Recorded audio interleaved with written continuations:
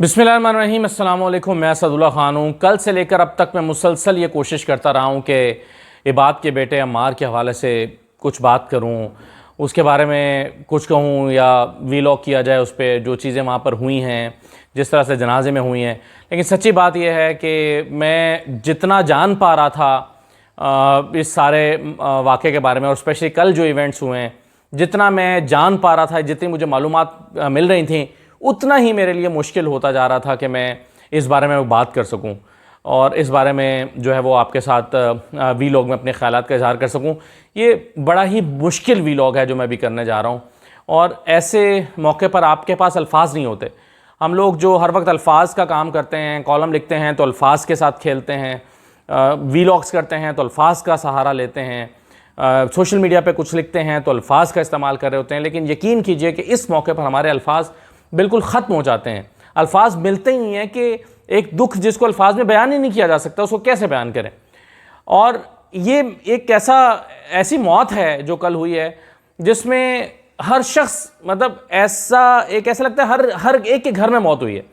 हर एक घर में ऐसा लगता है कि मौत हुई है, और हर घर में इसका जिक्र हो रहा है। लोग दुखी हैं, कोई रो रहा है, कोई अपने ख्यालात का इजहार कर रहा है, कोई बच्चे और फैमिली के लिए दुआएं कर रहा है, कोई बद्दुआएं भी दे रहा है, जो कि मैं समझता हूँ बद्दुआएं नहीं देनी चाहिए। लेकिन बहरहाल लोग अपने अपने जज्बात का इजहार अपने अपने अंदाज में कर रहे हैं, और बहुत ही तकलीफ़देह चीज़ें हुई हैं। अब इस पर एक बहस, अफसोस की बात यह कि इस पर बहस भी हो रही है। मसलन बहस ये हो रही है कि ये तो बच्चा बचपन से इसका मसला चल रहा था, तो क्या इस बच्चे का मसला बचपन से चल रहा था या अभी 2-3 महीने में हुआ है या गिरफ्तारी के बाद हुआ है।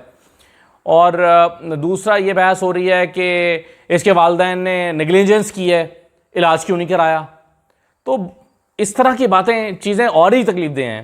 तो ये जो सवालात पैदा हो रहे हैं कि क्या इसका इलाज मुमकिन था और वालिदैन ने नेग्लिजेंस की है, यानी वालिदा ने या बाकी फैमिली मेम्बर्स हैं, क्योंकि बाप तो चले था नहीं, जेल में था, तो क्या इन्होंने नेग्लिजेंस की है या फिर ये बच्चा बचपन से बीमार था। तो इन सवालात का क्या जवाब है, ये मैं इसको एड्रेस करने की कोशिश करता हूँ।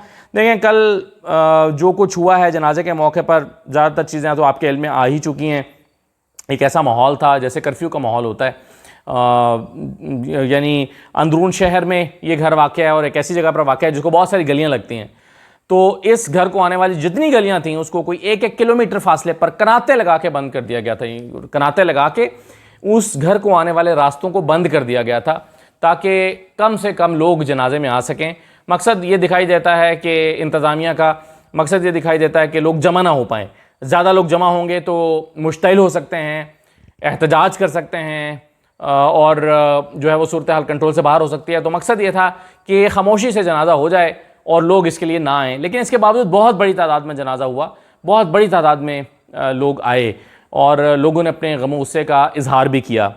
गलियाँ कनाते लगा के बंद की गई थीं, और जिनकी कस्टडी में हैं, यानी एक तो पुलिस की बहुत बड़ी तादाद वहाँ पर मौजूद थी, और फिर ऐसे लोग भी थे जिन्होंने यूनिफॉर्म नहीं पहना हुआ था, लेकिन एक यूनिफॉर्मिटी थी उनके अंदर के, उन्होंने मास्क एक ही रंग के लगाए हुए थे, यानी एक ही कलर के सब ने मास्क लगाए हुए थे, और सब ने लगाए हुए थे। जो बाकी लोग थे जो यूनिफॉर्म के बगैर एहलकार ड्यूटी दे रहे थे, मुझे नहीं पता वो किस इदारे से हैं, लेकिन बहरहाल जिस भी इदारे से हैं वो उन्होंने अपना यूनिफॉर्म नहीं पहना हुआ था और वो ड्यूटी दे रहे थे। और सैकड़ों में ऐसे एहलकारों की तादाद थी, कुछ लोग तो हज़ारों में कहते हैं, लेकिन बहरहाल सैकड़ों में तो ज़रूर थे जिन्होंने मास्क लगा रखे थे, और वो जो है वो वहाँ पर आने जाने वालों को घूरते थे, देखते थे, डिस्करेज करते थे या सवाल जवाब करते थे, क्यों आ रहे हो, किधर जाना है, क्या मकसद है, इस गली में क्या करने आ रहे हो। तो ये चीज़ें जो है वो कल पूरा इलाका इन लोगों के कंट्रोल में था, और पुलिस एहलकार जो हैं वो भी यूनिफॉर्म पहने मुख्तलिफ जगहों पर ड्यूटी दे रहे थे। इसके अलावा इस घर के दाएँ बाएँ अतराफ़ में जितने घर हैं उन सब घरों की छतों पर सिक्योरिटी एहलकार तैनात थे। छतों पर सिक्योरिटी एहलकार लगाए गए थे कि कोई पता नहीं ऊपर से आकर हमलावर जो है वो ना आ जाए। बहरहाल सिक्योरिटी के इंतजाम किए गए थे, या जो भी, मुझे नहीं पता कि इसका मकसद क्या था, लेकिन बहरहाल छतों पर सिक्योरिटी एहलकार खड़े किए गए थे। फिर कब्रिस्तान जो है इस घर से 2 किलोमीटर के फासले पर था। 2 किलोमीटर के फासले पर कब्रिस्तान है, तो कब्रिस्तान तक पूरे रास्ते में सिक्योरिटी एहलकार लगाए गए थे, पुलिस एहलकार थे, पूरे रास्ते में वो खड़े हुए थे और ड्यूटी अपनी दे रहे थे। 2 किलोमीटर तक, यानी घर से लेकर कब्रिस्तान तक पूरा रास्ता जहाँ से इस जनाजे ने जाना था, उस पूरे रास्ते में जो सिक्योरिटी एहलकार है वो मौजूद थे।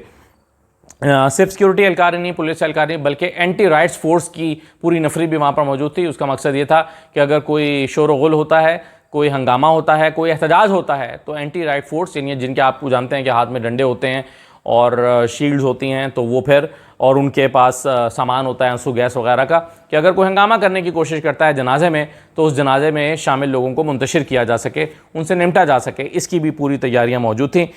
इस पूरे मामले में किसी को कवरेज की इजाज़त नहीं थी, और अगर कोई कैमरा निकाल के कवरेज करने की कोशिश करता था तो उसको रोक दिया जाता था। जितनी वीडियोज़ आपके सामने आई हैं वो भी कब्रिस्तान के की वीडियोज़ आई हैं, क्योंकि वहाँ पर फिर इतना ज़्यादा रश हो गया था कि शायद उस यानी बहुत बड़ा मजमा हो गया था, तो उस मजमे को रोकना फिर मुमकिन नहीं रहा था। तो वहाँ से कुछ वीडियोज़ बन के हमारे सामने आई हैं, अदरवाइज़ वीडियोज़ बनाने की इजाज़त नहीं थी, बल्कि एक दो लोगों के कैमरे भी छीने गए। अब ये जो बहस हो रही है, हफीज़ुल्लाह नियाज़ी साहब बहरहाल वहाँ पर नोट किए गए कि वो पूरे जो है वो धड़ल्ले के साथ आए, और हफीज़ुल्लाह नियाज़ी साहब का आना जो है वो भी मैं समझता हूँ कि चूँकि उनका गम भी कुछ इसी तरह का है कि उनका बेटा भी गिरफ़्तार है, तो वो समझते हैं होंगे कि एक बाप के गम में शरीक होना ज़रूरी है या होना चाहिए। तो हफीज़ुल्लाह नियाज़ी साहब बहरहाल वहाँ पर मौजूद थे। जिस इमाम साहब ने नमाज जनाजा पढ़ाई, उस इमाम साहब जो हैं वो भी अपने जज्बात पर काबू न रख सके, और उन्होंने भी काफ़ी सख्त तकरीर की जनाजा पढ़ाने से पहले, जिसमें उन्होंने कहा कि ये 25 करोड़ लोगों का मुल्क है, 25 करोड़ आवाम का मुल्क है, लेकिन लोग जो हैं, मतलब शायद उनका कहने का मकसद ये था कि इतना बड़ा मुल्क होने के बावजूद लोगों के जो हुकूक हैं उनकी पामाली हो रही है और कोई आवाज़ नहीं उठा रहा। और उन्होंने कहा कि इस बच्चे का खून जो है वो कर्ज़ है। तो बहुत जज्बात में आ गए थे, जिस तरह सारे पाकिस्तानी जज्बात में थे, उसी तरह के जज्बात में ये इमाम साहब भी थे। और जब ये तकरीर कर रहे थे तो फिर किसी फैमिली मेम्बर ने जाके उनके कान में कुछ कहा, तो फिर उन्होंने अपनी तकरीर छोड़कर जनाजा पढ़ाना शुरू किया। तो ये हुआ, इस दौरान में नारेबाजी हुई और काफ़ी हसास किस्म के नारे लगे जो मैं दोहरा नहीं सकता। लेकिन मुझे याद है मैं कुलसूम नवाज़ साहिबा के जनाजे में गया था, तो उस जनाजे में भी उन दिनों में चूँकि नवाज शरीफ साहब भी एग्ज़ाइल काट रहे थे, उनके ऊपर भी सियासी तौर पर एक सख्त वक्त चल रहा था या जेल काट रहे थे, उसी पीरियड में उन्होंने कुछ वक्त जेल में काटा, कुछ एग्ज़ाइल में चले गए। तो बहरहाल नवाज शरीफ साहब जो हैं उस वक्त PMLN के ऊपर एक सख्त वक्त चल रहा था, तो उस जनाजे में भी कुछ ऐसे ही नारे लगे थे जिसको बयान नहीं किया जा सकता। बड़े सख्त किस्म के नारे जो है वो लगे थे और लोगों ने अपने बड़े गम और गुस्से का इजहार किया। अब इसके ऊपर जो सियासत, कुछ लोग कह रहे हैं कि जी सियासत हो रही है, यानी इस बच्चे की मौत को सियासत के तौर पर या सियासी फ़ायदे के लिए इस्तेमाल किया जा रहा है। जो ये बात कर रहे हैं, मुझे नहीं पता कि उनके सीने में दिल धड़कता है या नहीं धड़कता, या उनकी औलाद है या नहीं, या वो अपनी औलाद का दुख महसूस कभी उन्होंने किया है या नहीं किया। क्योंकि मैं ये जानता हूँ कि अल्लाह ताला किसी दुश्मन को भी इस गम से ना गुजारे, लेकिन इस गम से तो हम सभी गुजरते हैं कि बाज़ दफ़ा बच्चा बीमार हो जाता है, कभी बुखार हो जाता है, कभी चोट लग जाती है, कभी नज़ला ज़ुकाम हो जाता है, बच्चे का पेट ख़राब हो जाता है।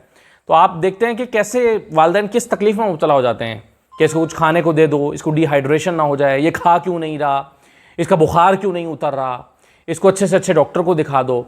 और वालिदैन तकलीफ़ में रहते हैं। अगर बच्चा रात भर सो ना सका हो तो वालिदैन भी सारी रात सो नहीं सकते, इस तकलीफ़ में रहते हैं।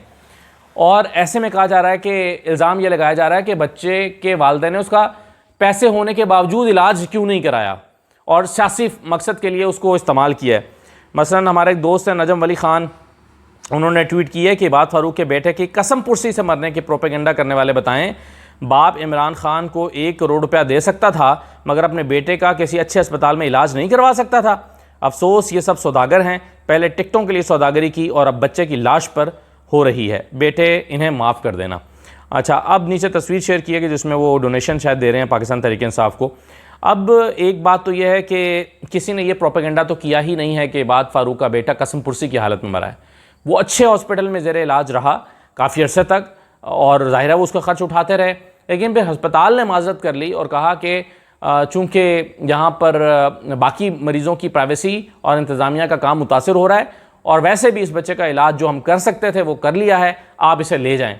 आमतौर पर आप जानते हैं कि जब किसी को अस्पताल में ज़ेर इलाज रखा जाता है तो जब उसकी हालत एक कांस्टेंट, एक पेशेंट की एक हालत कांस्टेंट एक सिचुएशन में चली जाती है जहाँ से डॉक्टर्स को लग रहा होता है कि वो काबिल इलाज नहीं रहा, तो डॉक्टर्स कह देते हैं कि आप इसे घर ले जाएं।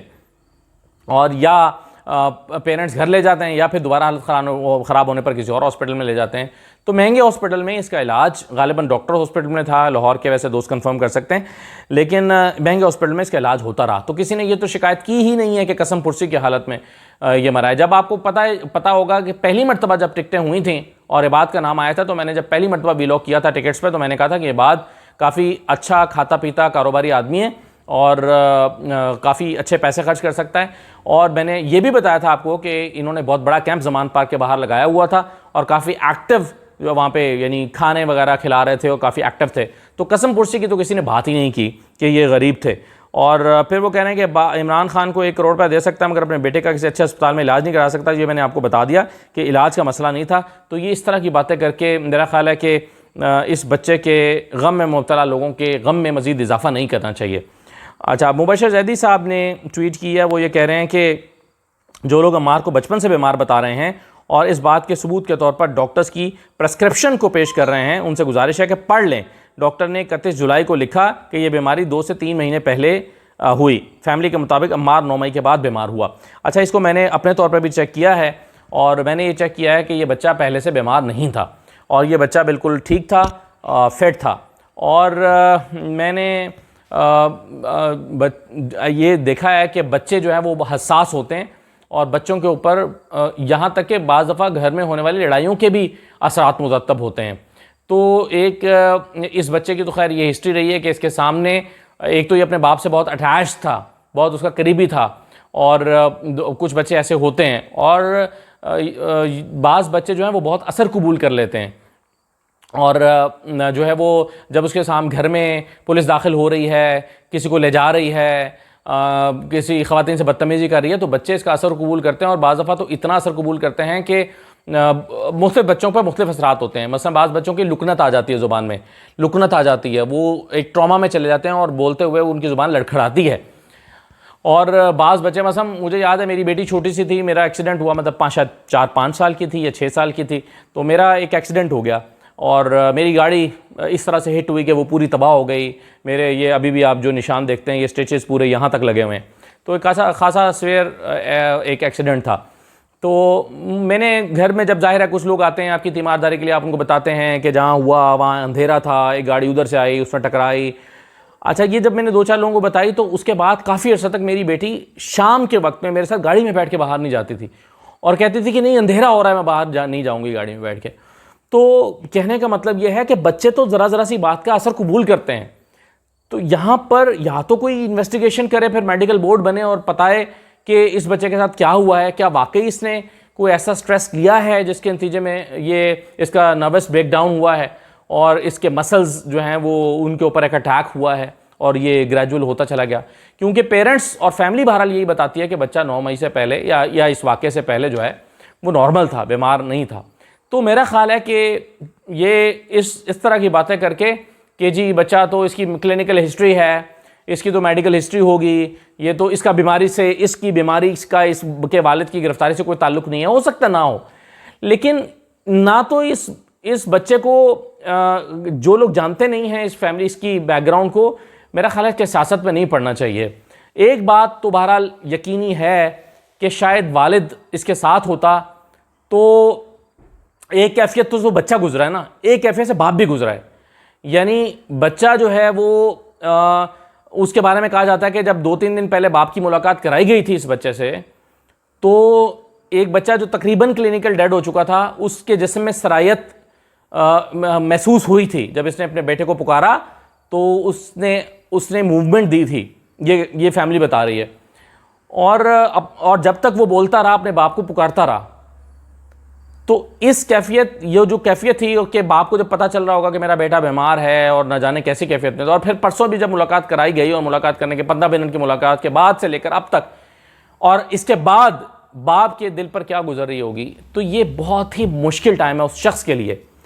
दुआ करें कि इबाद का नर्वस ब्रेकडाउन ना हो जाए इसके बाद। यानी ये गम इतना पहाड़ जैसा है कि उसका भी नर्वस ब्रेकडाउन हो सकता है या बाकी बच्चों पर भी उसका असर हो सकता है। अल्लाह करे ऐसा ना हो। अगर वो मुजरिम है तो कानून के मुताबिक उसको सज़ा मिलनी चाहिए, लेकिन अगर उसका जुर्म, या चलें ये हो सकता है कि उसके केस में जल्द अज जल्द समाअतें करके और फैसला करें कि वो वाकई मुजरिम है या नहीं है, और अगर मुजरिम नहीं है तो वो रिहाई पाए और इस ट्रॉमा से वो अपनी फैमिली को निकाल सके, क्योंकि पूरी फैमिली ट्रॉमा में चली गई है। बीवी इबाद की, उसका बाकी बच्चे, वालदा।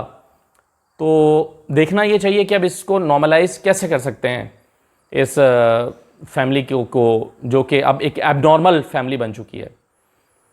तो बहरहाल मैंने जैसे कि शुरू में कहा था कि मुश्किल है, इस मामले पर बात करना बहुत मुश्किल है मेरे लिए भी और बहुत से और लोगों के लिए भी। इजाज़त दीजिए, अल्लाह हाफ़िज़।